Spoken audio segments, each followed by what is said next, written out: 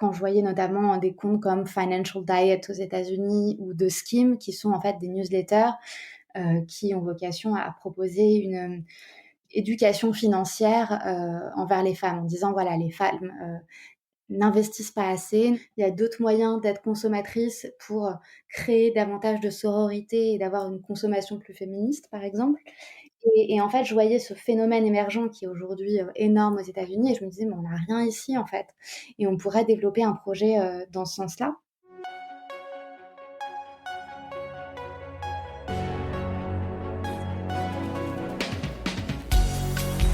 Bienvenue dans Mediarama, le podcast du futur des médias.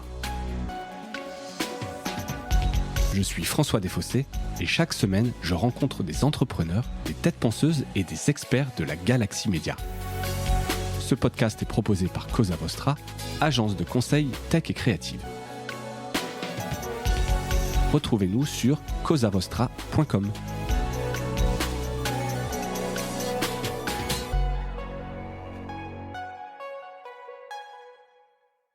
Bienvenue dans ce nouvel épisode de Mediarama. Il y a quelques jours, on célébrait la journée de la femme. Pur hasard du calendrier, je dois l'avouer. Je reçois aujourd'hui Rebecca Amselem, fondatrice de Gloria Media, avec son vaisseau amiral, la newsletter Les Glorieuses. Rebecca, bonjour. Bonjour, merci de m'avoir invitée. Eh ben, merci à toi d'avoir accepté mon invitation pour venir partager avec nous ton aventure. Alors dans cet épisode, on va revenir rapidement sur ton parcours, puis surtout s'attacher à comprendre Gloria Media, le modèle, tout ce que vous avez appris ces dernières années et là où vous voulez aller, évidemment un peu sur le développement, sur le futur. Je l'ai pas précisé, mais Gloria Media, c'est un studio de production de newsletters féministes. Est-ce que c'est comme ça que tu le présentes en une phrase? Non, pas du tout, mais je trouve Pas ça du génial. tout.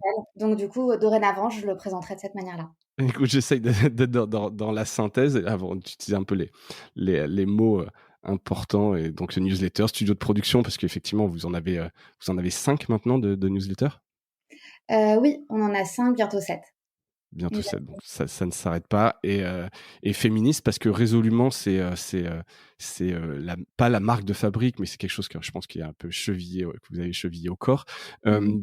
Et je pense que c'est important de rappeler ton parcours parce que c'est vraiment ce qui a mené à la création des Glorieuses notamment. Donc toi, Rebecca, tu es économiste, activiste, féministe et chef d'entreprise d'origine franco-canadienne. Exact.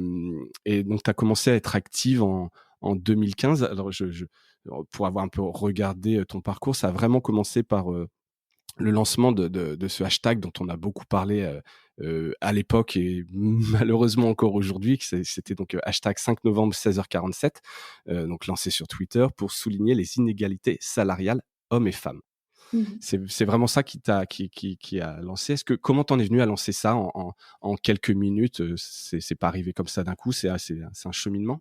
Non, absolument pas. En plus, ça s'est passé, il me semble que c'était en 2017, la première fois qu'on a lancé le hashtag et en fait, ce qui s'est passé, c'était en 2016, pardon et c'était à quelques semaines de ma soutenance de thèse et je passais mes journées sur internet à stresser pour cette soutenance et à essayer de me changer les idées et j'ai vu un article qui était publié, dans Libération qui montrait qu'il y avait une grève générale en Islande où toutes les Islandaises partaient de leur bureau à 14h30 pour descendre dans la rue et manifester contre les inégalités salariales. Et j'avais été vraiment frappée à ce moment-là de voir autant de femmes descendre dans la rue euh, pour finalement se battre pour cette question-là, qui était une question qu'on abordait pas, voire, enfin peu, voire pas du Peu? tout dans Ouais. les médias en France à ce moment-là. Et ce que je trouvais absolument génial, c'était que l'Islande, c'était, à l'époque et encore maintenant d'ailleurs, le pays où les inégalités salariales entre les femmes et les hommes étaient les plus faibles. Et je me disais que c'était incroyable qu'elles continuent à se battre alors qu'elles étaient plus faibles que dans les autres pays, mais bon, elles étaient quand même existantes. Et j'avais lu une citation d'une des syndicalistes qui avait créé cette grève générale qui disait: «On va continuer jusqu'à ce qu'on soit à zéro et qu'il y ait absolument pas de différence de salaire entre les femmes et les hommes». Et donc à ce moment-là, j'étais avec une copine aux Glorieuses. Et du coup, on s'est dit, enfin, franchement, il faut absolument lancer ça ici. Donc, on a demandé à Anaïs Bourdet du compte Paytachnek si elle était intéressée pour se joindre à nous dans ce combat. Et donc, très rapidement, elle avait créé des visuels et on a lancé ce hashtag autour de ça. Et je pense que ça a une ampleur aussi grande dès le début pour 2 raisons.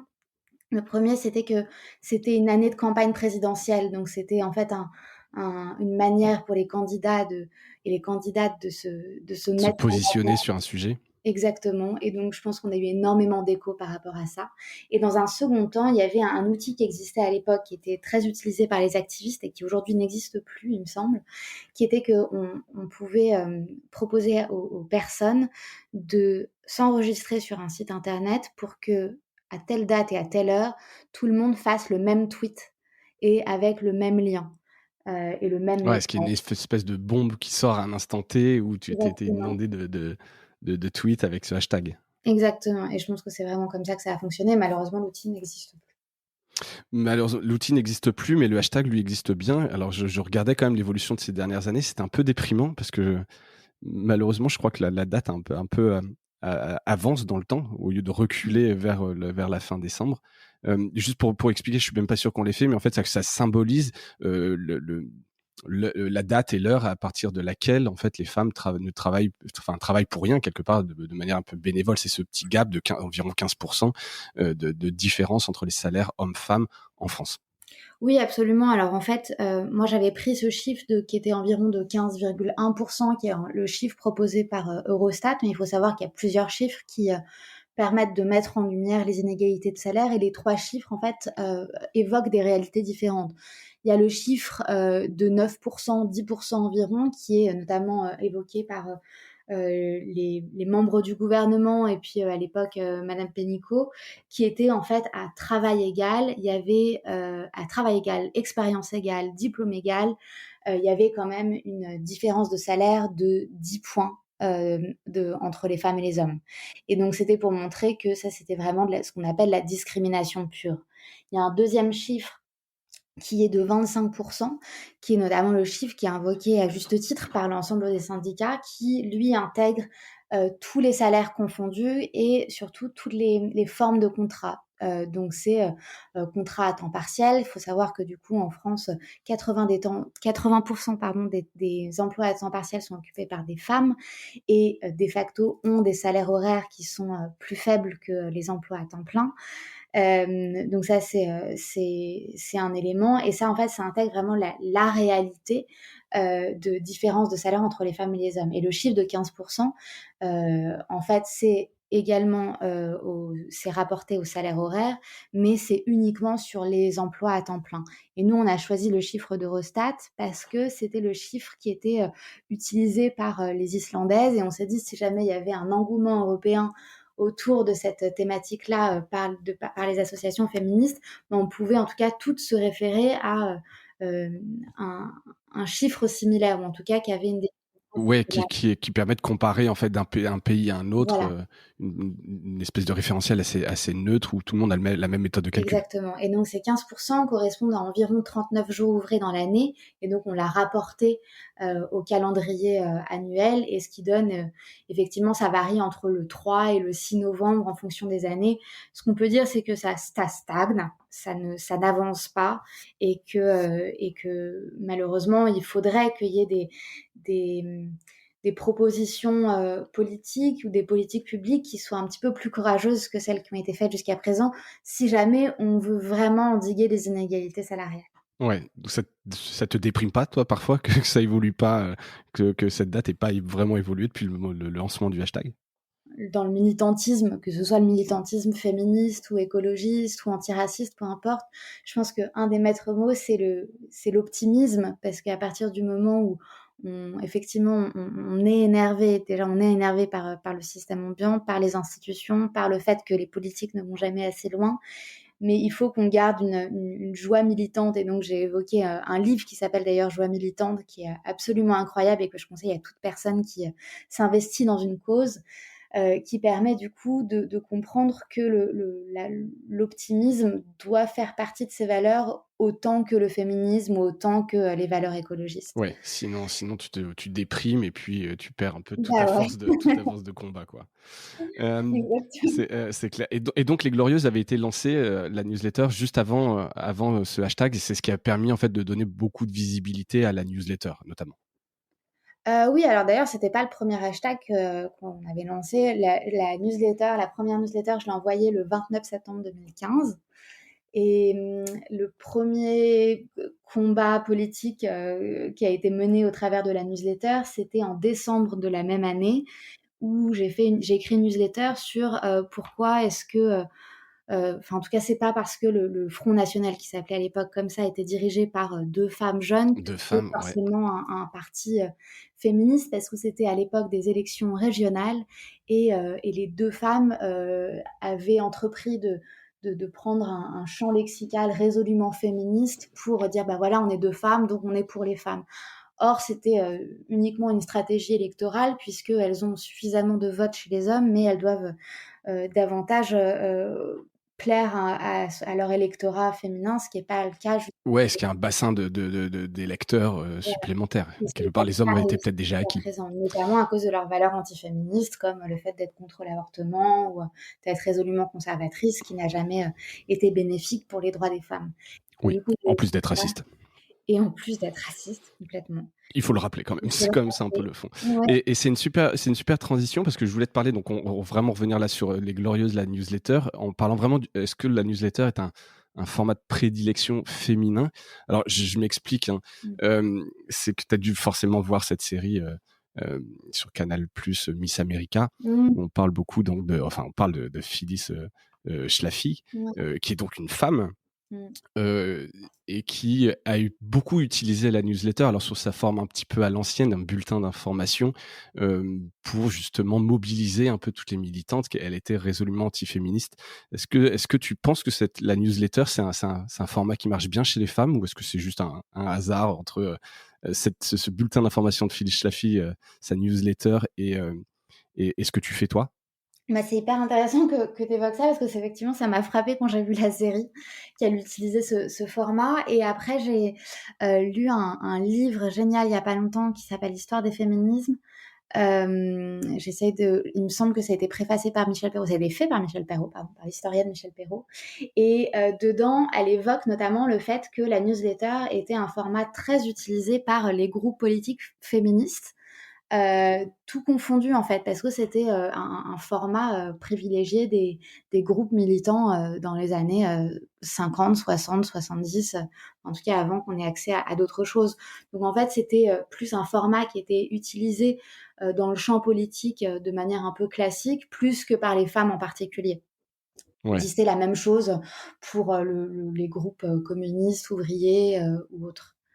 Donc c'est pas OK. spécifique en tout cas aux femmes. C'est pas qu'aux femmes, mais en tout cas, c'est bien adapté pour le militantisme, mobiliser les troupes, c'est un format qui marche bien. Donc les Glorieuses, vous parlez toutes les semaines des conditions des femmes et des femmes, pionnières. C'est c'est une revue de presse, politique, culture, littérature, sexe, et toujours sous le prisme féministe. Hem, Comment ça s'est passé le lancement des Glorieuses et comment t'es passé quelque part, enfin, je sais pas si c'était un hobby au départ ou juste quelque chose, pour le coup, de très militant, Mmh. heu, avant d'arriver, donc à Gloria Media. Comment ça s'est passé un peu la croissance des abonnés, le temps que tu y passais, du lancement donc en décembre 2015 à aujourd'hui? Alors ça a commencé donc la première newsletter a été envoyée le 29 septembre 2015, et en fait, des mois avant, je réfléchissais, avec ma meilleure amie, Mila, à faire un projet, heu, en dehors de ma thèse et elle, en dehors de son travail. Un projet qu'on pourrait faire ensemble. Et donc du coup, c'est elle, en fait, qui a proposé le format de newsletter sur un sujet qui était différent, de ce que finalement, j'ai fait. Mais c'était elle qui m'a dit, «C'est un format qui a de l'avenir et c'est un format surtout qui permet d'engager, facilement son lectorat». Je pense qu'il y a un autre truc à préciser aussi, c'est que c'est un format gratuit. au début. C'est un format que tout le monde peut utiliser de manière très facile. Et à partir du moment où on a moins de, je crois qu'au début, 2000 abonnés, c'est complètement gratuit. Donc ça, c'était au début, je dirais, de l'année 2019. Et au fur et à mesure de l'année, moi, je me suis dit que j'avais envie de m'interroger sur les questions féministes, sachant que j'étais pas du tout une experte en la matière. J'avais pas... Oui, tu avais pas structuré ta pensée pour en faire un média et puis porter des combats, des sujets. Et puis je comptais pas forcément faire un média. Moi, j'ai grandi avec une mère qui est directrice artistique et qui refait des maquettes de différents journaux, donc qui a travaillé dans les médias et qui travaille encore dans les médias. Ici en France? Oui, ici en France. Et, et, et donc, forcément, quand on est jeune, on veut pas faire le même métier que ses parents. Et donc, c'était pas du tout un milieu dans lequel moi, j'envisageais de faire une carrière à un moment donné. Euh, Donc t'as pas lancé Les Glorieuses comme en disant: «Je lance un média». Ouais, pas du tout. Bah, je pense que je le prenais pas comme tel. Pour moi, c'était vraiment un hobby. Et puis, à partir du moment où j'ai choisi la thématique et le format, et j'ai proposé à la fille d'une amie de mon père de se joindre à moi pour le lancer, qui est restée quelques mois quand même dans le projet au début et qui m'a beaucoup aidée, notamment sur les aspects plus techniques. Et effectivement, c'était vraiment un hobby. Il n'y avait pas vocation à faire à que ça devienne une entreprise. Et en fait, ce qui s'est passé, donc je le dis de manière complètement honnête, c'est que j'ai terminé, c'était 1 an plus tard, ma thèse. Et donc avec ça se terminait mon allocation de thèse et je suis allée chez Pôle emploi pour mon rendez-vous. Et donc j'étais en face d'un conseiller qui ne comprenait rien à ce que je faisais et qui voulait que je prenne n'importe Tu rentres dans quel... une case et Ouais, tu cherches voilà, un il fallait travail. absolument que je rentre dans une case et moi j'étais un peu perdue. Enfin, je venais de faire une thèse, je me demandais si jamais je voulais poursuivre ma carrière dans l'université et auquel cas faire un certain nombre de dossiers. Je pense que pour toutes les personnes qui écoutent ce podcast savent à quel point c'est difficile le début de carrière et le milieu et la fin de carrière dans l'université. Et donc je savais pas Mmh. si j'avais envie de me lancer là-dedans après avoir passé 3 ans et demi à faire une thèse. Et donc, j'ai ce rendez-vous à Pôle emploi. Il essaye de me mettre dans une case. Et en partant, il y a la conseillère qui est, vous savez, c'est des cubes chez Pôle emploi. Donc, du coup, la conseillère du cube d'à côté qui me fait psst, psst, rejoignez-moi dehors. Mais franchement, j'avais l'impression d'être dans un film, c'était trop drôle. Et donc, elle sort. J'ai des infos pour vous. Mais c'est trop ça, c'est exactement ça. Et donc, je la rejoins dehors et elle allume sa cigarette. Elle me dit, bon, je suis pas censée vous parler parce que je suis pas votre conseillère, mais je connais les Glorieuses, je suis abonnée depuis le début et j'adore. Et donc, du coup, j'ai envie de vous aider. Et elle était tellement gentille. Franchement, j'avais les larmes aux yeux, quoi. Et elle m'a dit, ce que vous pouvez faire, c'est que nous, on a pour consigne de faire en sorte de mettre les gens dans des cases et que ça corresponde effectivement à ce qu'ils veulent et à ce qu'ils font. Et donc, du coup, vous devriez prendre les 2 ans de chômage auxquels vous avez droit comme une aide de l'État pour faire en sorte de créer votre entreprise et voir s'il y a un modèle économique derrière cette newsletter. Nous, on vous met dans la case création d'entreprise qui vous permet de ne pas avoir un suivi mensuel avec un conseiller Pôle emploi et vous recevez chaque mois votre chômage de la part de l'État. Et le premier pas, Qui est un dispositif qui existe, hein, ah en oui, parallèle, complètement, tous c'est ceux légal, qui hein. veulent entreprendre, c'est le dispositif de l'ACRE, pour les créateurs d'emplois. Tu l'as peut-être eu de manière un peu anticipée par rapport à ce que tu faisais, mais quelque part, c'est pas vraiment illégal, quoi. C'est vraiment à ça que ça doit servir, en tout cas. Mais en fait, on n'a même pas besoin d'avoir créé son entreprise pour le faire. Il faut montrer qu'on a un projet de création d'entreprise. Ouais. Donc, on n'a même pas besoin d'avoir créé l'entreprise. Donc, c'est ça qui s'est passé. Et à partir de ce moment-là, donc je la remercie tellement, cette femme, que j'ai jamais pu retrouver d'ailleurs. Bah, Mais si quelqu'un ouais, alors je sais pas si elle écoutera Mediama, mais ce serait intéressant de la retrouver parce qu'effectivement, c'est des espèces de petits coups de chance quand on est entrepreneur. Parfois, mmh, ça paraît anodin, tu vois, autour d'une cigarette et ça t'a quand même mis sur des bons rails. complètement. Et donc, ce qui s'est passé après, c'est que je me suis dit, on était donc à ce moment-là en décembre 2016, et je me suis dit, je me donne 1 an pour voir s'il existe un modèle économique autour des newsletters et 1 an plus tard, de me donner 1 an pour faire en sorte que ce modèle économique fonctionne. Et je me suis dit, au bout de 2 ans, soit je gagne de l'argent et je continue et c'est rentable et je n'étouffe pas derrière le fait de courir derrière l'argent toute la journée Ouais, et j'en fais un projet qui m'intéresse, ou viable. alors j'arrête. parce que j'ai jamais eu cette vocation de devenir entrepreneuse. C'est vraiment ce projet qui a fait que j'en suis là aujourd'hui.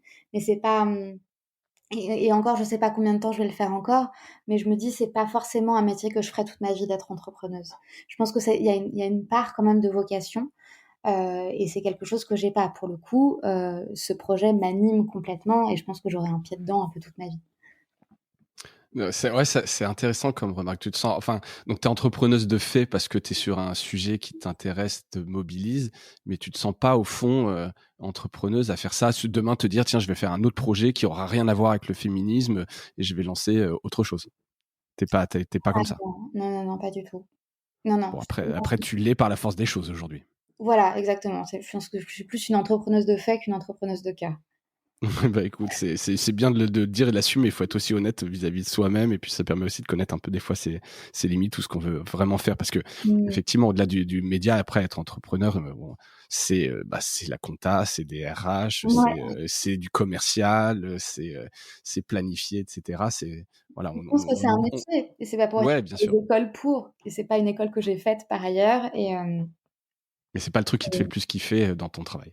non. Ouais, c'est bien de le dire, mais en tout cas, c'est aujourd'hui une vraie entreprise. Surtout, on est toujours sur les Glorieuses, donc là, un peu avant le lancement de Gloria Media. Mmh. Donc modèle gratuit, ça, c'est un truc qui m'intéresse parce qu'effectivement, j'ai fait un épisode avec Arthur de Villemandy, je sais pas si tu connais, qui a lancé, la newsletter Magma, newsletter payante. Après, il en a une gratuite. Il y a vraiment pas mal de modèles sur la newsletter. Est-ce que tu forcément, pensé à un modèle, d'abonnement? Mais est-ce que c'est possible sur une newsletter comme, Les Glorieuses? Alors entre guillemets, avec je sais pas s'il y a une diversité éditoriale versus vraiment une newsletter de revendication. Hem, comment est-ce que tu as choisi entre le gratuit et l'abonnement? Est-ce que tu y as pensé à ce modèle? Alors j'ai absolument pas pensé à rendre cette newsletter payante à un moment donné et ce sera jamais le cas, ça c'est sûr. Ça c'est une volonté, effectivement politique, de ma part, de faire en sorte que ce soit accessible, vraiment, à un nombre large, indépendamment des revenus de cette personne. Et je pense pas que je qualifierais cette newsletter de revendicative ou en tout cas une newsletter de revendication. Je pense que c'est une newsletter qui est généraliste dans le sens où je vais parler de culture, de politique, d'éléments plus intimes, mais en tout cas de plein de sujets différents. Par contre, toujours avec un regard féministe. Euh, mais finalement, c'est pas plus revendicatif que un autre média qui va mettre en avant des valeurs écologistes ou des valeurs antiracistes ou autres. Ou politique, Le Figaro qui est notoirement de Ouais, droite, et cetera. Non, mais c'est un prisme en fait. Vous avez ouais. un prisme, une idée, mais tu peux Mmh. traiter tout sujet. Tu pas l'impression, voilà, d'être juste dans la revendication, dire, il y a des inégalités, et cetera. Vous êtes vraiment aussi un média de fond, vous pouvez traiter tous les Mmh. sujets. Ben, on parle à la fois de sujets froids et de sujets plus chauds, mais on a tendance à plus parler de sujets froids. De livres, d'aspects culturels et puis, effectivement, de temps en temps, quelque chose lié aux politiques publiques ou lié, aux politiques, internationales, dans d'autres pays. Mais je Ouais. pense que, enfin, moi, ma vision, en tout cas, de l'activisme, et c'est ça que j'applique, dans mon parcours, aujourd'hui, c'est que je vais toujours essayer de voir qu'est-ce qui a fonctionné ailleurs dans le monde pour proposer des solutions et pas, râler pour râler. Ouais, donc vraiment, tu t'inscris un peu dans cette logique de ce qu'on appelle le journalisme d'impact ou journalisme de solution. C'est Mmh. pas, «Oh, les trains sont en retard», c'est qu'est-ce qu'on peut faire? Qu'est-ce que d'autres ont Mmh. mis en place dans le monde pour que les trains arrivent à l'heure? Exactement. Vous avez des journalistes dans l'équipe? Oui, absolument, plusieurs et on D'accord. travaille avec, des journalistes à la fois en France et à la fois, à l'international, notamment pour le projet Impact. D'accord, sur lequel on reviendra, tout à l'heure. Il y a combien d'abonnés aux Glorieuses? C'est un chiffre qui est public? Bah, oui, enfin, je dis pas, Après sur tous les doigts, mais l'ensemble de nos abonnés s'élève à un petit peu plus de 195 000 personnes. d'accord, ça, c'est toutes newsletters confondues. Ouais. OK, bon, ça fait commence à faire, effectivement un beau bassin d'audience, donc modèle gratuit. Donc les Glorieuses se développent bien, et donc, naturellement vous dites: «Bon, bah, voilà, en créer d'autres newsletters. Est-ce que c'est à ce moment-là que tu te dis, je structure tout ça dans une nouvelle structure qui s'appelle Gloria Media? Comment ça vient? Alors en fait, Parce que c'était en 2018, hein, Gloria Media. oui, en juillet 2018. En fait, ce qui s'est passé, c'est qu'on a lancé les Petites Glos 1 an et demi après les Glorieuses. Donc les Petites Glos, c'est la newsletter pour adolescents et adolescentes qui veulent changer le monde sans avoir pouvoir ni d'argent.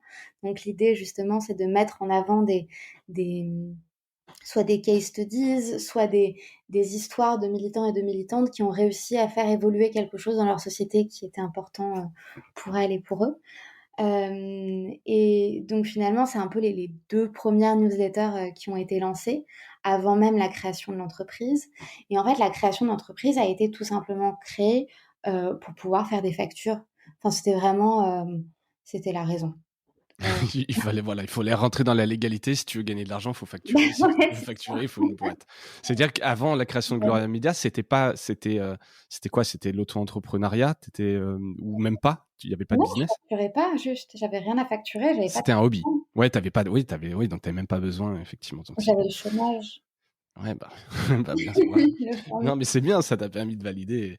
Et le premier Alors, client que j'ai eu, c'était pour les Petites Glos d'ailleurs, c'était pas pour les Glorieuses. Et c'était Hachette Roman, qui est toujours notre client aujourd'hui. Et je m'en ouais. souviendrai toujours. Elles m'ont envoyé un mail pour me dire qu'elles étaient intéressées de financer et d'accompagner le développement du projet des Petites Glos. Alors à l'époque, en plus, on n'avait vraiment pas beaucoup d'abonnés. Enfin, ils étaient vraiment trop sympas. Et c'est encore notre partenaire aujourd'hui. Enfin, c'est vraiment mon partenaire historique, quoi. Bah, c'est quelque chose, justement, je pense on en parlera un peu tout à l'heure sur les sponsors, parce que justement, sur des sujets comme ça, des causes, tu as un côté, effectivement, peut-être même pas rationnel des fois pour des annonceurs. Parce que là, tu me dis que voilà, vous aviez peu d'abonnés. C'est vraiment l'envie d'aider plus que réellement attendre un retour sur investissement. Mais on y reviendra tout à l'heure. Sur Gloria Media, Je pense que alors, c'était plus que pardon, plus que d'aider un projet, enfin uniquement aider un projet, je pense qu'il y avait effectivement cette dimension-là, mais je pense qu'il y avait aussi la dimension de, elles sont en train de créer une communauté qu'on n'avait pas forcément réussi à atteindre avant. ouais, d'accord. Donc se dire: Voilà, «Oui, on n'y arrive pas», on sent qu'il y a un projet là qui est en train de prendre, le fond est bon. exactement. On s'y associe assez tôt en se disant: «Bah, à la fois on aide et à la fois, ça devrait Exact, marcher et si ça marche, on en bénéficiera». absolument. Du gagnant-gagnant. Ce qui est plutôt mal, hein, si le projet se développe bien Oui. comme tu l'escomptes. Sur le nom Gloria Media, alors est-ce que Voilà. voilà, est-ce que c'est un clin d'œil à Gloria Steinem, pardon, qui est une icône du féminisme US ou pas du tout? Bah, en fait, c'était plutôt le ça vient plutôt du nom Les Glorieuses. En fait, Les Glorieuses, je l'ai trouvé avec, mon autre meilleure amie Anna. Franchement, ce projet, c'est un projet vraiment de meilleures amies. Ouais, à chaque fois c'est des meilleurs amis, mais c'est Ouais. c'est souvent comme ça que ça se fait en discutant et en Et partageant. ouais, et d'ailleurs, c'est elle qui m'a validé ma première newsletter parce que j'avais tellement peur de l'envoyer, sachant que je pense que la première newsletter, j'ai dû l'envoyer à, je pense, 250 personnes maximum et j'avais tellement peur, c'était trop drôle. Et enfin, c'est trop drôle, non, c'est justifié parce que c'était Non, c'est justifié non, mais c'est comme tout, voilà, on revient sur l'entrepreneuriat, mais quand tu lances le premier, tu mets ton post sur LinkedIn, ton post ouais, sur Facebook, tu mets ta boutique live, tu as toujours ce moment un peu d'appréhension et je pense que tu écrives à 250 ou 180 000 personnes, ça revient au même. oui, Tu te livres, tu te mets un peu à nu et puis derrière, tu attends ou pas, les critiques positives, négatives, les retours, mais c'est le lancement, je pense. C'est important. complètement. Et donc, typiquement, du coup, genre le nom des Glorieuses, je l'ai trouvé avec Anna, où on s'envoyait plein d'idées. Et puis, à partir du moment où j'ai écrit les Glorieuses, elle m'a juste répondu oui, bah, c'est ça. Ah bah voilà, comme une évidence. Voilà, exactement. Et donc, du coup, je me suis créé un espèce d'imaginaire autour de ce nom-là. Je me suis dit que les Glorieuses, c'était à la fois toutes ces femmes qui n'avaient pas été reconnues dans leur travail, qui avaient été invisibilisées, et aujourd'hui à qui on redonnait une visibilité, pardon. Mon oncle qui vit au Canada m'a dit que les glorieuses, en fait, au québécois, ça veut dire les testicules. Et j'ai appris ça 1 an plus tard. Et donc, ça m'a vraiment fait rire.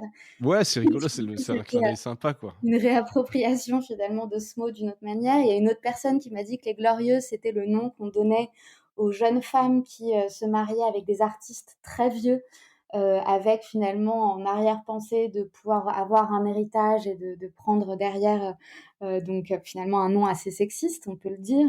Ouais. Et donc finalement, je me disais, l'idée, c'était aussi de redonner une gloire au mot glorieuse.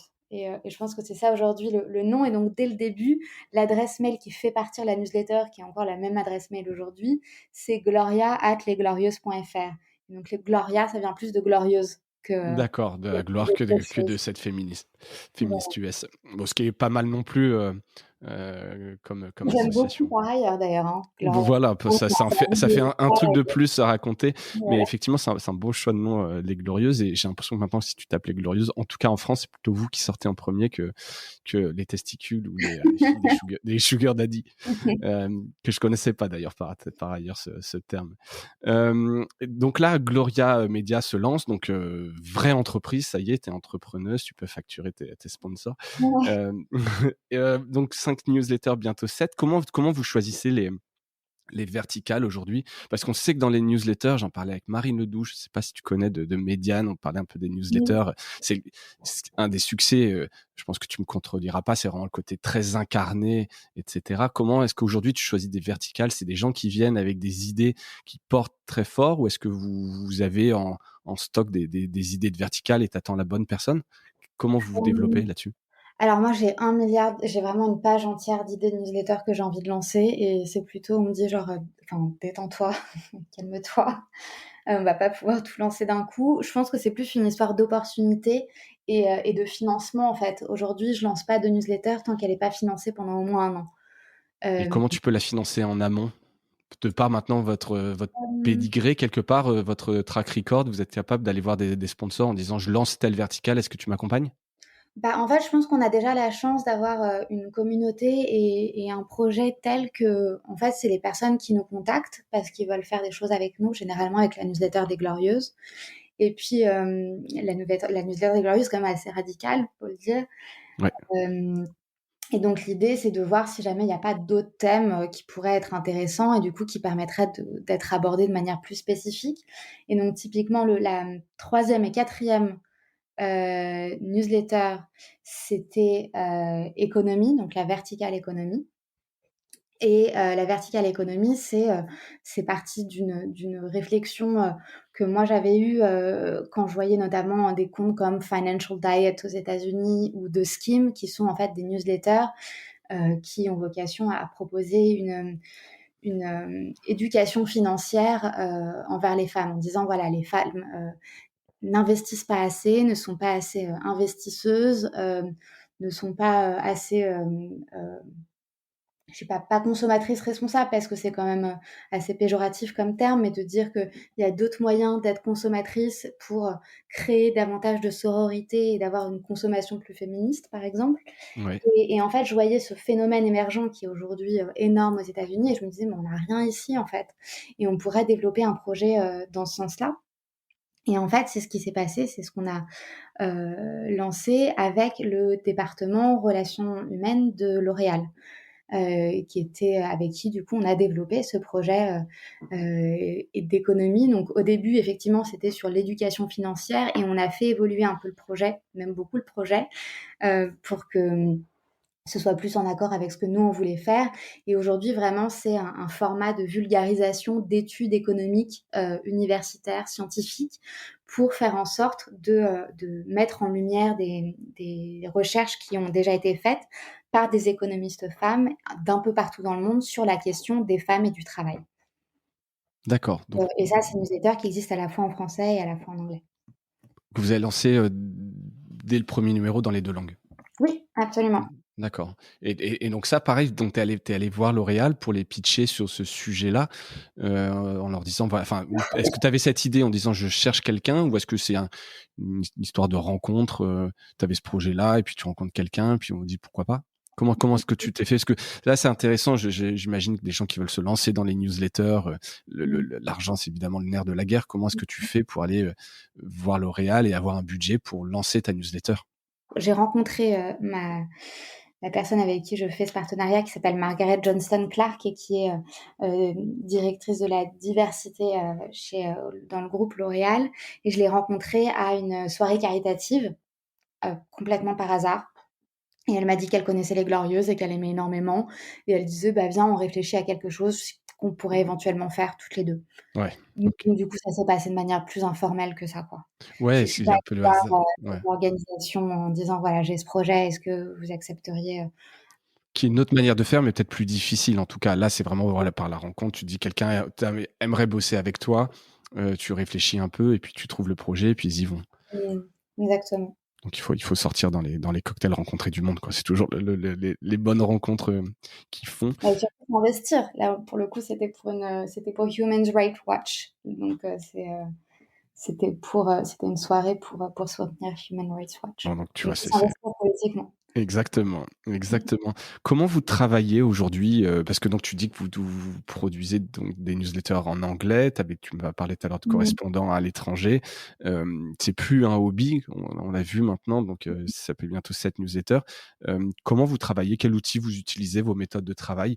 On a beaucoup parlé de Substack, en 2020. Est-ce que c'est un outil que Mmh. vous utilisez ou vous étiez avant et vous faites, la plus artisanale peut-être?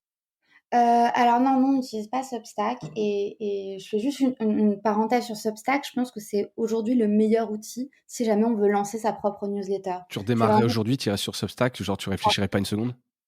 ouais, je pense que c'est, enfin, j'ai un peu regardé la plateforme là, je trouve que c'est extrêmement bien fait et il y a une solution dès le début pour faire en sorte que les auteurs et les autrices, aient une rémunération, et je trouve que c'est un bon moyen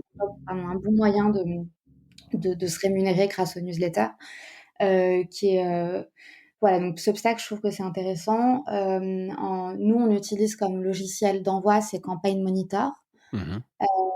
qui est un logiciel d'envoi de newsletter qu'on a choisi, parce que, c'est eux qui ont le meilleur taux de délivrabilité. Donc le taux de délivrabilité, c'est ce qui permet de comprendre, quand on envoie, des mails, de bien s'assurer qu'on ne tombe pas dans les spams, Ouais. mais bien dans la boîte mail. Et pour nous, c'est ce qui nous importe le plus parce que du coup, ça nous permet de garder un taux d'ouverture extrêmement fort qui est aujourd'hui, en fonction des newsletters, entre 55 et 70. Ouais, ce qui Et est c'est énorme, quelque hein. chose qu'on travaille, on travaille dessus énormément. Donc vous avez Heu, quelqu'un en interne qui gère ça ou tout le monde en est un peu responsable pour d'aller un peu, regarder dans le détail, les chiffres d'ouverture, de clics et cetera, éventuellement rebosser des des des des titres et cetera? Vous regardez ça de très près? enfin, je pense que c'est moi qui suis la plus obsédée par ça, clairement. Mais je pense que C'est c'est moi bien qui d'être regarde. obsédé par ça. Alors c'est pas forcément le truc le plus sexy, hein, quand on parle d'un média, et Ah moi cetera, j'aime de bien, newsletter, ouais. mais c'est ultra important. Ouais, je sais pas, j'ai appris à aimer, de voir mon petit mail, toutes les semaines cette semaine vous avez, 1 500 nouveaux abonnés. Enfin, je sais pas, moi je trouve ça Ouais, non, j'aime mais bien. moi, j'avais lancé un e-commerce et pareil, j'avais à chaque fois que j'avais une commande, je recevais un mail et j'adorais ça. Tu sais, tu regardes qui a acheté, qui a machin, c'est un côté, voilà, c'est ton bébé, c'est un peu une preuve Oui, tangible du succès ou pas, ou voir identifier des problèmes. Mais en tout cas, oui, tu peux pas être juste dans le contenu, tu es obligé à un moment donné quand même d'être dans les chiffres et de voir comment mmh. ça marche mécaniquement, quoi. Enfin, en tout cas, Et comment de la ça même marche. manière, ça me fait un crève-cœur quand les gens se désabonnent de la newsletter. J'essaie de comprendre pourquoi, maintenant ça va, hein, mais Ouais, ça m'a surtout pris que je pense que beaucoup c'est de temps. important, de laisser les gens se désabonner. Ah bah oui, Je sais plus avec qui normal. j'en parlais. Non, mais tu sais, c'est Netflix, hein, qui avait, désabonné, manuellement, plein de leurs abonnés qui n'utilisaient pas. Alors il y avait évidemment un côté un peu coup de com' parce que quand tu as des millions d'abonnés, tu peux en enlever quelques centaines de milliers, c'est pas très grave, mais se dire: «Bah, ça sert à rien de garder un abonné s'il est pas actif, limite c'est Mmh. pas bon pour les chiffres, ça spam» et Ouais. c'est autant faciliter le désabonnement. Et c'est un truc qu'on peut reprocher à des médias. Je pense au Monde, c'est pas pour les pointer du doigt, mais se désabonner du Monde, c'est un enfer. Et je comprends Oui, pas. oui, Tu vois, j'ai envie psychologiquement, pourquoi les gens t'empêchent de d'avouer, te désabonner, quoi. ouais, ouais, je sais pas non plus. Voilà, donc oui, donc c'est pas grave d'avoir des gens qui se désabonnent si t'en as en face plus qui s'abonnent. Sinon, c'est Oui, que t'as voilà. c'est que t'as un petit problème quand même. Euh, quels sont tes relais de croissance aujourd'hui? Parce que bon, bah, tu as fait un peu le tour des plateaux avec le hashtag, les Glorieuses, on en parle. C'est quoi aujourd'hui? Comment tu vas chercher de nouveaux abonnés? Hem, mmh, alors je pense qu'il y a plusieurs choses. Le premier relais de croissance, ça reste le bouche à oreille. En haut de chaque newsletter, on a une petite phrase «Recommandez-nous à une amie». Et quand on clique dessus, on arrive sur une page du site internet où on peut recommander la newsletter à 2 ou 3 personnes maximum. J'ai oublié le nombre exact. Mais le fait qu'il y ait un nombre, parce qu'on aurait pu mettre 15 personnes, hein, Ouais, le fait qu'il y ait un nombre limité, ça fait que la personne réfléchit aux à qui meilleurs, au plus, voilà, au plus pertinent. personne exactement, qui serait le plus intéressé par cette newsletter, ce qui nous permet d'avoir un taux de conversion de cet email de plus de 90%, ce qui est énorme. Ouais. Et donc en fait, c'est vraiment notre cercle d'abonnés qui abonne Qui son cercle. abonne les autres, voilà, par effet comme ça de bouche à Donc oreille. voilà, c'est, Jamais tu jamais fait d'acquisition, payante ou de campagne de RP ou ce genre de choses? C'est tu vous reposez sur ce mécanisme de, alors c'est pas de l'affiliation, mais c'est de recommandation? bah, alors en fait, on a fait une première campagne de recrutement payant sur les réseaux sociaux, et là, on va en lancer une nouvelle parce que c'est quelque chose qui marche assez bien. Et on va voir si c'est quelque chose d'utile ou pas. Ce qu'on va mettre en place aussi dans très peu de temps, c'est un programme d'affiliation pour engager davantage justement notre cercle de lecteurs ou de lectrices à faire en sorte d'abonner son cercle à lui. Et clairement, mon inspiration pour ça, c'est le programme d'affiliation de la newsletter Morning Brew qui est Ouais, très très qui ont un programme referral de dingue. On en a bien. déjà parlé sur Mediarama, mais ils ont compris pas mal de choses effectivement, ça Oui. marche bien. Donc ça, vous allez le mettre en place, donc toujours sur le modèle gratuit, mais toi, voilà, tu sais que, gagner X abonnés, ça te permet de développer, bah, d'augmenter le panier moyen du sponsoring, donc tu es capable de voir si tu as un retour sur investissement. Hem, alors moi je le vois pas comme ça, c'est marrant. Je pense que oui, au final, c'est ce qui va se passer parce qu'à partir du moment où on atteint un certain palier, bah, ça nous permet d'augmenter les prix en termes de sponsoring. Ouais, Mais c'est pas forcément l'idée non plus parce que typiquement dans notre modèle économique, nos sponsoring, bah, pour certaines newsletters, c'est des sponsoring à l'année, et je vais pas forcément changer le prix pour l'année suivante non plus parce que mon objectif, c'est plutôt de garder le même partenaire plutôt que de chercher un nouveau partenaire et de développer autre chose, parce que le fait d'avoir les mêmes partenaires d'année en année, ça nous permet aussi d'avoir, enfin, d'améliorer finalement la manière dont les partenaires sont mis en avant dans nos newsletters, et de créer une relation de confiance aussi avec eux.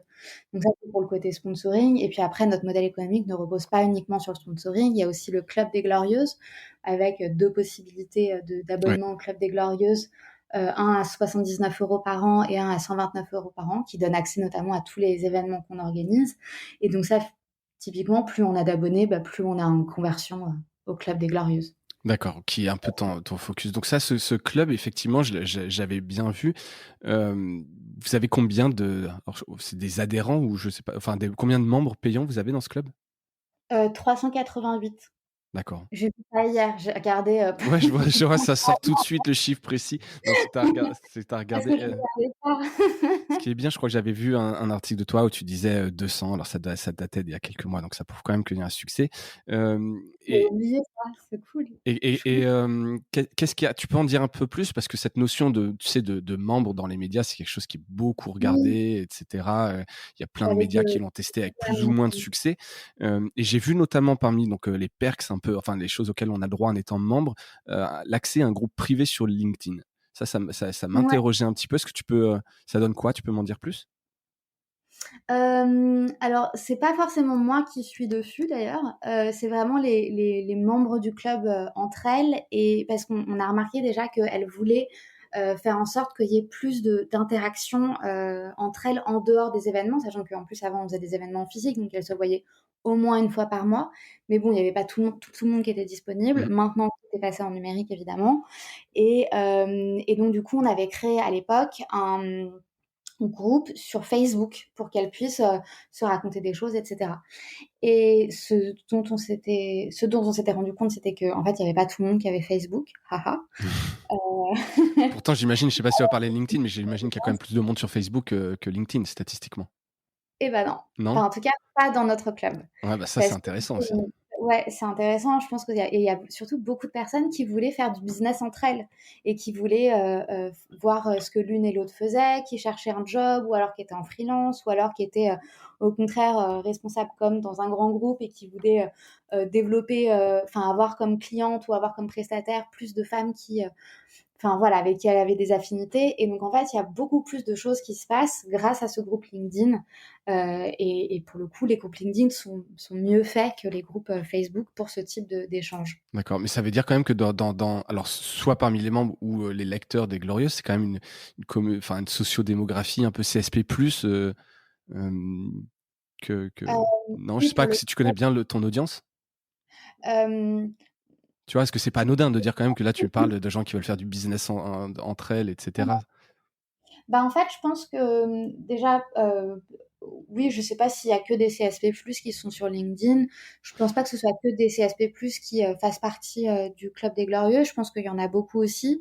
Et l'idée, justement, c'était aussi de rendre ce club plus divers et qu'il n'y ait pas que des CSP+. Et c'est pour ça qu'on a fait un partenariat avec la Fondation L'Oréal pour lancer le programme Les 100 Glorieuses où on offre chaque année 100 places gratuites à des personnes qui ne peuvent pas forcément se permettre d'accéder au club. Et ça, on le fait en partenariat avec l'association Get Up et notamment sa fondatrice Inès Sediki.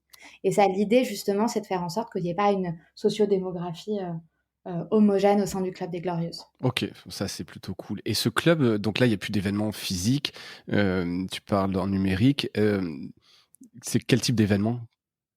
Alors c'est un événement mensuel où généralement je vais inviter une personne à discuter, pas forcément de son parcours, mais plutôt d'un livre qu'elle aura écrit. Donc typiquement la dernière, c'était il y a une semaine ou 2, je sais plus. Et c'était l'activiste égyptienne et américaine qui s'appelle Mona El-Tahawi, qui est absolument formidable et qui a vraiment révolutionné la manière dont on fait de l'activisme, et notamment de l'activisme en ligne. Euh, j'ai eu aussi la philosophe Camille Fouad-Brométry. Oui. En fait, j'ai eu vraiment plein d'invités, à la fois francophones et internationales. Et en fait, le fil rouge du Club des Glorieuses et des rencontres du Club des Glorieuses, c'est la notion d'utopie féministe. Et c'est de se dire, voilà, on est en train de se battre pour quelque chose d'utopique qu'on ne connaît pas, qu'on n'a pas défini. Et en fait, c'est très dur de se battre pour quelque chose qu'on n'a pas représenté dans sa tête. Et en fait, pour à la fois donner des armes, à la fois donner de l'imagination, à la fois donner euh, un coup de boost au monde, aux activistes, aux féministes de tous les jours et à tout le monde qui est finalement un peu concerné par cette question-là. L'idée, c'était de dire, on va construire ensemble cette utopie féministe. Et donc, c'est pour ça, chaque mois, j'invite quelqu'un à parler d'utopie féministe. OK, ça sur le fond, évidemment, c'est très cool parce que ça a un vrai lien avec le média en lui-même. Est-ce que ça te prend du temps d'organiser parce que souvent on sait que ce genre d'initiative, des clubs, des rencontres, et cetera, c'est assez chronophage, c'est dur de le tenir dans le temps. Tu y consacres beaucoup de temps? Bah, je pense que oui, dans l'équipe, de toute façon, il y a une personne qui, je pense, y consacre, je dirais 10% de son temps de travail. En fait, ce qu'il faut, à mon avis, quand on est un club, enfin, en tout cas, quand on veut lancer un club, c'est de le lancer à partir du moment où on sait qu'on a une communauté qui est engagée pour avoir un bon taux de conversion. Ouais, Parce qu'en fait, qu'on fasse quelque chose pour 3 personnes ou qu'on le fasse pour 388, ça va être la même quantité de travail. ouais. Et donc je pense que c'est vraiment ça qu'il faut avoir en tête. Je pense qu'il faut aussi avoir en tête d'avoir un coût qui permet de faire en sorte d'avoir un retour sur investissement. Oui, ça prend du temps. Ce qui prend du temps, c'est plusieurs choses. Nous, à chaque fois que quelqu'un s'abonne, on lui envoie une petite carte de bienvenue. On leur envoie un mail de bienvenue, mais le mail de bienvenue est automatique. Donc ça, finalement, on a besoin de le faire une fois et puis après, plus forcément besoin de le faire. Mais le fait d'envoyer quelque chose d'un point de vue logistique, ça prend du temps. D'inviter des gens, ça prend du temps aussi. De préparer les interviews, ça prend aussi. Alors, et je vais être complètement transparente là. Pour compenser ce temps-là, par exemple, je fais en sorte de retranscrire cette rencontre qui me permet de faire la newsletter suivante Ouais, des ça te fait du Glorieux. contenu que tu réutilises. Voilà, Bah, exactement. ce qui est hyper malin et qui sert aussi, puis donne envie à ceux qui ne sont pas dans le club, voient un peu le type de contenu et ça les tease un peu. Puis toi, ça te fait quand même Mmh. de la bonne matière, quitte à avoir Oui. organisé tout ça, autant réutiliser le contenu, Et c'est par ailleurs. ultra intéressant et là, je suis en train de réfléchir à me dire: «Est-ce que je ferais pas justement un livre de conversation autour des utopies féministes?» parce qu'il y a de la matière Ah trop ouais. bien. Ouais, bah, C'est ouais, trop ouais, ce que tu me décrivais, effectivement, si tu arrives à trouver un peu le fil rouge et puis trou une belle mmh, construction, dans un bouquin, je pense que ça marche. mmh. Puis si tu parleras en plus du club. Tout ça est très vertueux, en fait, hein, si tu arrives à bien le faire et à bien l'orchestrer. Oui, voilà, mais il faut toujours partir du fond pour ensuite, trouver un format qui fonctionne. Oui, pas se précipiter et avoir du fond.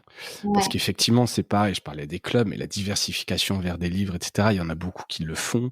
Brut l'a fait, et cetera. Il faut pas se planter, quoi. Il faut avoir vraiment du fond qui va plaire parce que ta communauté ne te suit pas forcément sur d'autres supports, quoi, s'ils te connaissent pas. Mmh.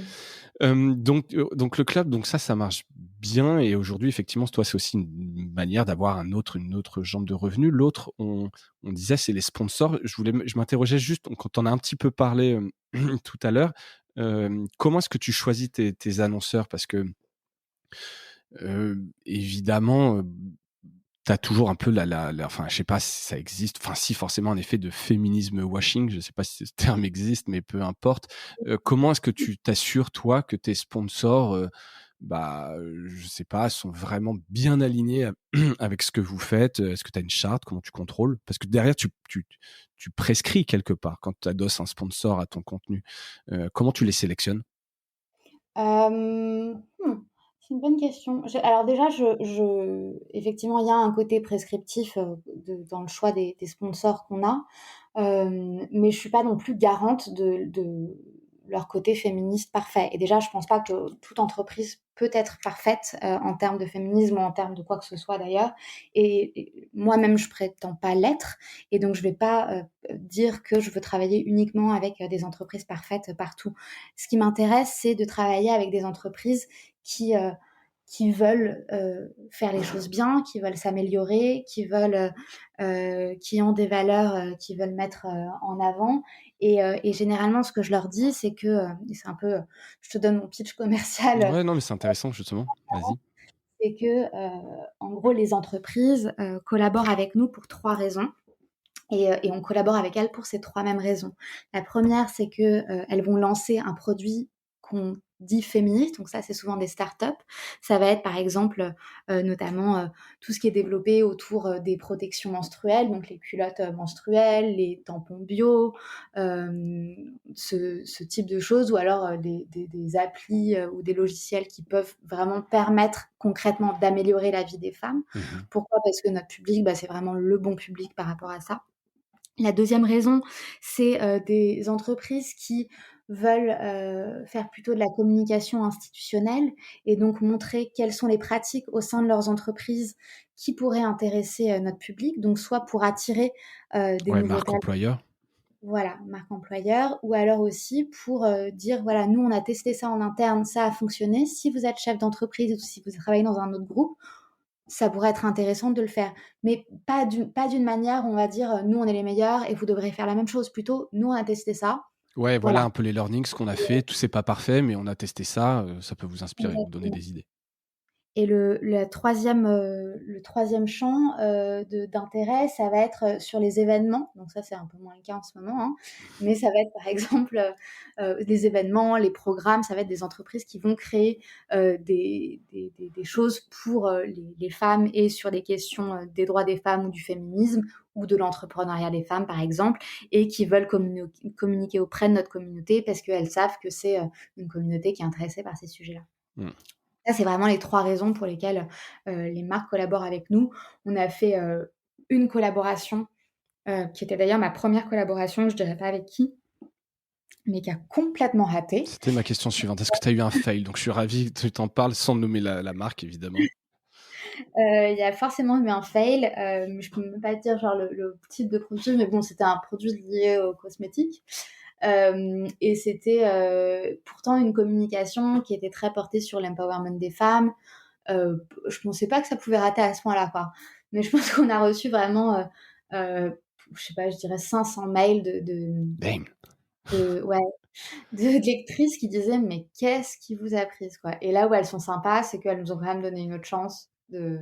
Ouais, il n'y a pas eu un bashing où on se désinscrit en masse, et cetera. Et pourquoi alors par curiosité? C'est parce qu'en fait, vous aviez mal sélectionné ou en fait, voilà, un peu de poudre aux yeux et puis, derrière, vous avez pas assez checké? Bah, en fait, déjà, c'est le premier partenariat que je faisais, donc déjà, j'étais trop contente qu'une marque veuille Mmh, bien, ouais, utiliser ma normal. je pense qu'il y a vraiment cet aspect-là et dans un second temps, c'est en fait le produit en lui-même n'a pas du tout sa place dans une newsletter féministe et à juste titre. Le lectorat avait complètement raison.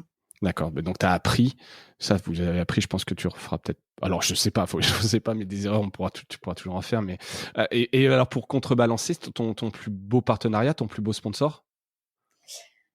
Mon plus beau sponsor, actuellement, bah, c'est vraiment avec, Avec je sais pas, L'Oréal? ouais, je crois. Je sais pas, mais parce que genre, mais en même temps, non, mais pas que, parce que genre tous les sponsors que j'ai aujourd'hui, ou tous les marques avec qui je bosse, c'est que des gens trop bien. En fait, avant que ce soit des marques, c'est des, Bah, c'est des enfin, ouais, c'est des humains et tu sens un peu s'il y a une mmh, c'est des gens avec qui je m'entends déjà très bien sur le plan intellectuel et qui veulent toutes faire bouger les choses en interne. oui, même si Et c'est nous, pas parfait dans leur boîte, parce que L'Oréal, c'est bon, c'est pas parfait, enfin aucune boîte comme tu disais, aucune boîte n'est parfaite, mais s'il y a de la sincérité dans des démarches, ça pas des suffit. revendications d'être parfait. Mmh. Et et je pense que c'est là-dessus, à mon avis, enfin, c'est ça qu'il faut faire attention auprès des annonceurs. Il y a aucune marque qui est parfaite et il faut jamais communiquer sur le fait que quelqu'un est parfait, quoi. Oui, parce que là, le retour de bâton peut être un peu violent. Mais Ouais. tu vois, c'est quand même un peu sensible, hein. Je veux dire, encore une fois, cette prescription que tu as, c'était comme vous êtes quand même sur un combat qui est, je vais pas dire pointu, mais qui est bien marqué. Donc forcément beaucoup d'attentes de la communauté. Faut pas se louper, ou en tout cas, faut hyper bien communiquer sur, ce que vous faites, pourquoi vous bossez avec cette boîte-là. Tu le fais, hein, parce que tu sais, un peu comme dans les podcasts, quand tu fais, un sponsor, tu as du host read. Donc c'est vraiment le host du podcast qui annonce le produit en disant bah voilà, je pense que ce produit-là est vraiment cool, c'est cool pour Mmh. vous et je le pense sincèrement. Vous faites un peu ça ou comment vous présentez un peu vos sponsors dans les newsletters? Est-ce que c'est un Alors, logo, ça vous est proposé par tel truc? Est-ce qu'il y a un peu de brand content? non, il y a pas de brand content. Ah, les seuls, brand content qu'on a, ça va être parfois, de manière très sporadique sur les petites glows, où ça va être des maisons d'édition qui vont, nous proposer des livres et nous dire: «Est-ce que ça nous intéresse d'écrire une histoire autour du livre?» Ouais, ça va. Hem et donc mais par contre, on a complètement, déjà, on peut dire oui ou non, hein, et ça nous est déjà arrivé de dire non. Mais bon, enfin, c'est encore une fois, c'est des clientes, qui sont complètement en phase avec nos valeurs, donc elles savent très bien quel type de livre nous présenter et Oui. elles savent très bien ce qui va nous intéresser et au-delà de ça, on marque par ailleurs que c'est, dans le cadre d'un partenariat, avec la maison d'édition dans lequel est publié, le livre. Donc on est très transparent sur ces questions-là. Dans Les Glorieuses, on fait zéro brand content. Hem et la marque, elle est présentée de plusieurs manières. Donc en haut et en bas, il y a un bandeau avec marqué: «Cette newsletter vous êtes présenté par», avec le logo de la marque, donc qui est cliquable pour envoyer vers le site internet de la marque. Dans la revue de presse, c'est marqué «Information partenaire» parfois et il y a, du coup une information, qu'on écrit nous, mais avec, des éléments de langage, envoyés par le partenaire et c'est marqué «Information partenaire» avant.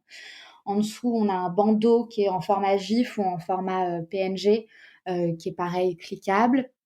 Et tout en bas de la newsletter, on va avoir un mot de notre partenaire. Et donc là, le mot de notre partenaire, c'est quelque chose soit qui nous est directement envoyé par la marque, soit c'est quelque chose qu'on construit ensemble, mais c'est un mot de notre partenaire et c'est sur un fond d'une couleur différente. Donc pour vraiment Bien montrer que identifié, ouais. Qu'il y ait pas de voilà, confusion, c'est pas un article, et cetera. non, non, non, non, c'est pas du publi reportage, c'est pas. OK, et en interne, tout le monde est hyper à l'aise avec ça? Est-ce que tu sais, c'est toujours un peu un sujet, hein, le sponsoring quand tu fais un peu de brand, et cetera. Vous, c'est votre modèle de base, tout le monde est à l'aise avec ça. Tant que vous êtes à l'aise avec les marques, toute l'équipe a toujours été à l'aise avec les sponsors. De toute façon, ouais, vous allez pas non plus sur des choses trop Oui, non, enfin, exotiques? des choses bizarres. Non? Ouais. Voilà. Top, super, merci de ta transparence là-dessus, c'est assez cool et toujours avoir un peu les learnings, c'est ça qui est intéressant.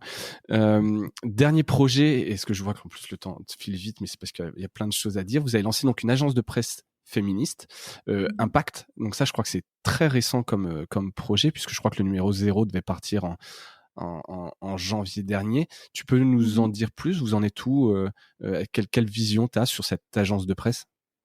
Oui, bien sûr. Alors, en fait, l'ambition effectivement est de devenir, une agence de presse sous forme de newsletter et donc du coup, l'idée, c'est d'envoyer, une newsletter mensuelle, qui est dédiée aux femmes et à la politique et donc l'idée, c'est que chaque mois, dans un premier temps, puisque ce sera toutes les 2 semaines, puis peut-être qu'on pourra accélérer le si jamais on a les financements, en plus, on pourra encore accélérer Le l'envoi de rythme. cette newsletter.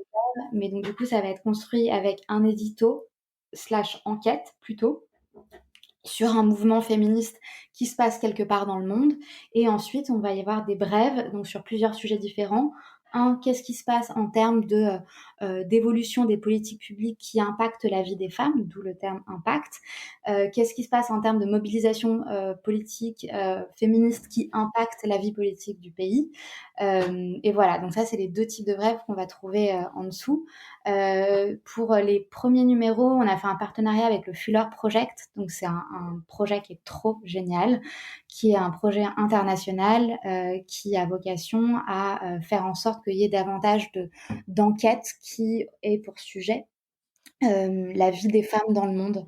Et donc, c'est pour ça que pour le premier numéro, on a pu avoir une enquête géniale sur la mobilisation féministe en Pologne contre la restriction de l'avortement. Pour la prochaine newsletter qui va être envoyée dans une semaine ou deux, je sais pas, c'est une enquête qui est super sur la révolution égyptienne et où en sont les revendications féministes euh, 10 ans après. Donc voilà, donc chaque mois, il va y avoir une enquête différente qui va porter sur ces questions-là. Et c'est un projet qui me tient énormément à cœur parce que ça permet de vraiment enfin, en tout cas, dans ma tête, ça a 2 objectifs. C'est une espèce de mantra que je me dis, c'est que, quand quelque chose est visible, bah, finalement, il existe et ça nous permet de faire avancer sur cette question-là. Et dans un deuxième temps, le fait que ça existe en français et en anglais et j'espère un jour dans d'autres langues, ça permettrait de faire en sorte qu'il y ait une coalition entre les mouvements féministes dans le monde et peut-être plus de partenariats, entre les différentes organisations. Ouais, plus je comprends et c'est marrant, tu parlé de la Pologne. Je sais pas si tu avais vu, il y a quelques années, il y avait une initiative un peu similaire qui s'appelait News Mavens, qui avait été financée par le Google, le fonds Google de DNI en 2017. Je sais pas si ça te parle, ce projet? Non. Non, Newsmaven. Donc c'était porté par voilà la Gazeta Wyborcza, je le prononce très mal, qui est donc un média polonais. C'était vraiment une agence de presse féministe et alors qui pour le coup là après la subvention en 2019 s'était arrêté. Donc c'est toujours un peu le sujet des subventions, d'où ma question un peu sur le modèle économique parce que donc qui dit agence de presse, c'est bien des contenus que tu espères être repris par d'autres médias. Est-ce que c'est s'ils veulent les reprendre, ils vous payent un fee ou est-ce qu'ils s'abonnent comme un fil AFP, Reuters et peuvent utiliser vos contenus? C'est quoi le modèle économique derrière cette agence? Alors super bonne question. En fait, le modèle économique de ce projet, déjà, c'est que nous, on est financé pendant 2 ans par une organisation internationale qui Mmh. s'appelle The New Venture Fund, qui est une organisation qui finance des nouveaux projets dans les médias. Et donc, dans ce projet, c'est marqué qu'on a, bah, de la même manière que j'ai fait pour les Ouais, Glorieuses. les fameux 2 ans. Voilà, C'est ça, pour 1 moi, an pour, trouver le modèle et 1 an pour, un peu voilà, scaler, pour être rentable. donc je suis en train de réfléchir. Après, ça peut être non, mais parce que tu vois, le côté subvention, qui est aussi hyper intéressant et je suis plutôt pour les subventions. Alors, disclaimer, on accompagne beaucoup de médias dans l'obtention de subventions, mais surtout, ça aide des projets à se lancer, comme on parlait tout à l'heure de Pôle emploi, donc je trouve ça très cool. Mais après, il faut pas être non plus. Il y a beaucoup de médias indépendants qui ne vivent que grâce aux subventions. Donc c'est à la fois bien parce qu'ils sont là et à la fois dramatique parce que ça vivote et puis derrière ça trouve pas vraiment de modèle. Et je pense pas que tu puisses garder non plus une entreprise qui a pas de modèle. Euh, donc bah, écoute, à suivre en tout cas le modèle d'impact. Je pense que sur le fond c'est intéressant et comme tu le dis, plus il y a d'échanges et de visibilité, bah moins on peut éviter de parler d'un sujet. Mmh. Ouais. Euh, donc numéro 0 a été lancé, hein. Oui, exactement. Et là, le numéro 1 va être envoyé dans pas longtemps avec, une maquette qui a été réalisée par l'agence Upian et en collaboration avec, le Fuller Project. Bon, top. Et ben, écoute, à suivre ce projet. Hem, juste une question un peu par curiosité. Il y a pas de site Gloria Media? Non, J'étais assez étonné, parce qu'en plus Gloria Media, le nom est beau, on en a parlé tout à l'heure. Tout est derrière, les Glorieuses. C'est une question, de ressources, de temps? C'est un choix délibéré? non, en vrai, je m'étais jamais posé la question de faire un site Voilà, je te crée des problèmes. Tu avais peut-être pas ce problème-là et voilà, je te crée un nouveau problème. Non, mais là, c'est vraiment plus le côté agence digitale qui parle, mais tu vois, on pourrait imaginer que tu comme c'est une vous avez voilà, encore une fois, un ADN, très fort et les Glorieux, c'est évidemment le vaisseau amiral, mais tu as plein de projets maintenant, donc imaginez un site Gloria Media qui envoie vers les différentes newsletters, Impact et cetera, ça peut avoir du sens. Oui, tu as raison. Voilà, écoute, c'était juste ma curiosité. Voilà, ça te fait un projet pour 2021. Parmi tous tes projets, sur le futur, juste pour terminer cet épisode, Rebecca, comment est-ce que c'est quoi tes prédictions? Comment tu vois un petit peu, est-ce qu'un jour un média féministe sera anachronique? Comment tu vois un petit peu l'évolution, de tout ce Bah, que je tu fais? Bah, je pense que déjà là, on est en train de vraiment commencer une ère des newsletters comme, il y a quelques années, il y a eu, l'avènement d'une ère des podcasts, Ouais, avec, le développement, d'Axios et le fait qu'ils ont levé des centaines de milliers de millions d'ailleurs de de dollars. millions. Ouais, de millions. Twitter qui a racheté une entreprise de production de newsletters et je pense que tout le monde a reçu son petit, widget de Twitter qui encourage les gens à créer sa propre newsletter sur, Twitter. Et donc du coup, ce qu'on se rend compte, c'est que c'est vraiment un thème, en tout cas à la fois les marques, mais surtout les médias aujourd'hui se rendent compte, de l'intérêt des newsletters et on l'a vu, hem, je sais pas s'il y a une interdiction de prononcer le mot New York Times dans ce dans Absolument ce pas. Je suis abonné au New York Times, j'adore le New York Times, il y a plein de belles mais, choses. en termes de stratégie, en fait, eux, c'est leur premier vecteur de conversion en abonnés payants à leur newsletter. Ils ont plusieurs centaines de newsletters aujourd'hui qui sont à la fois des newsletters, de courte durée et nous, par exemple, c'est un format qu'on va commencer à tester, Une série un heu, peu, tu veux dire?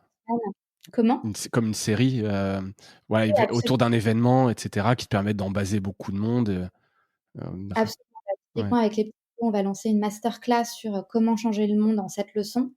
Donc qui va être une newsletter dans la newsletter, en format, édition limitée et donc en fait, effectivement, les médias se rendent de plus en plus compte de l'intérêt d'avoir leur propre newsletter. Donc je pense que c'est ça qui est en train de se passer et les marques se rendent compte que la newsletter ne sert pas qu'à faire de la conversion, et d'attirer les gens sur, leur site internet, mais aussi à garder un lien, un fil narratif avec leurs clients. Donc je pense que c'est des 2 côtés, la notion de newsletter, en tout cas l'attrait pour les newsletters va devenir, de plus en plus important.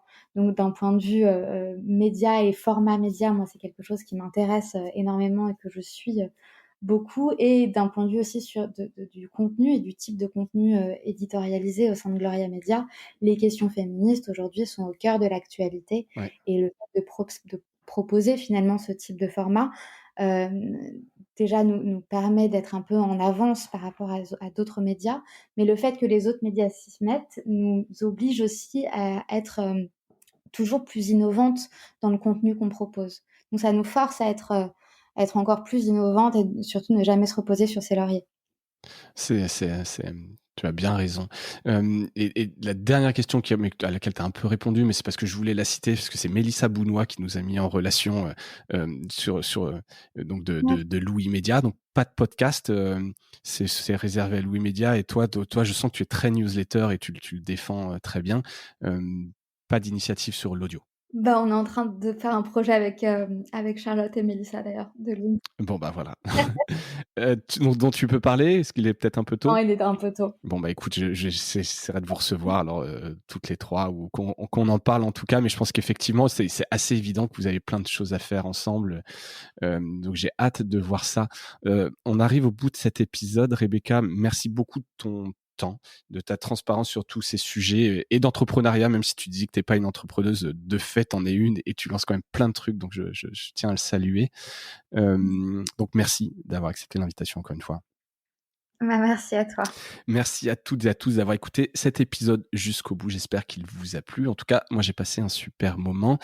D'ici le prochain épisode, portez-vous bien. À bientôt.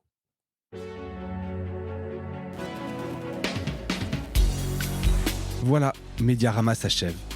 Si cet épisode vous a plu, n'hésitez pas à le liker et le partager. Et puis, si vous souhaitez être accompagné par notre agence Cosa Vostra, contactez-moi par mail mediarama@cosavostra.com. Portez-vous bien.